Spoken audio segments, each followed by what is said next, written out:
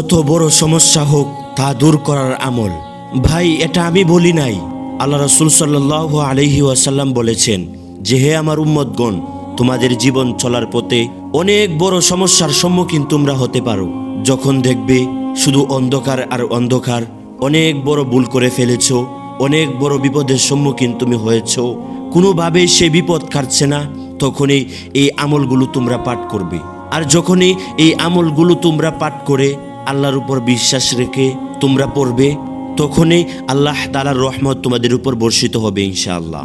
আপনি ধারণা রাখতে পারেন, যত বড়ই সমস্যাটা হোক না কেন আর যত বড় বিপদের সম্মুখীনই আপনি হন না কেন, এই আমলগুলো আপনি করেন, দেখবেন আপনার সকল সমস্যা আল্লাহ তাআলা সমাধান করে দিবেন। এশারের নামাজের পরে পশ্চিম দিকে কেবলামুখী হয়ে প্রথমে 100 বার দুরূদ শরীফ পড়বেন। যে কোনো দুরূদ শরীফেই হোক, আপনি যে দুরূদ শরীফ জানেন ওই দুরূদ শরীফটাই 100 বার পাঠ করবেন। তবে সবচেয়ে উত্তম দুরূদ শরীফ হচ্ছে নামাজে যে আপনি দুরূদ শরীফটা পাঠ করেন, ওইটাই হচ্ছে সর্বোত্তম দুরূদ শরীফ। চেষ্টা করবেন ওইটা পাঠ করার জন্য। পরে 499 বার পড়বেন লা হাওলা ওয়ালা কুওয়াতা ইল্লা বিল্লাহ।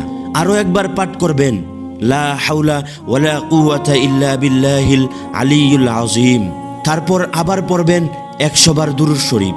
তারপর যে সমস্যাগুলোর মধ্যে আপনি পড়ে আছেন সেই সমস্যাগুলো মনে করে 2 হাত উপরে তুলে আল্লাহ তাআলার কাছে বলবেন। ইমাম গাজ্জালী রহমাতুল্লাহি আলাইহি বলেছেন, আপনার দোয়াগুলো অবশ্যই আল্লাহ তাআলা কবুল করবেন এবং যে বিপদের জন্য আপনি দোয়া করছেন সেই বিপদ আপনার কাছ থেকে খুব তাড়াতাড়ি হটিয়ে নেবেন ইনশাআল্লাহ।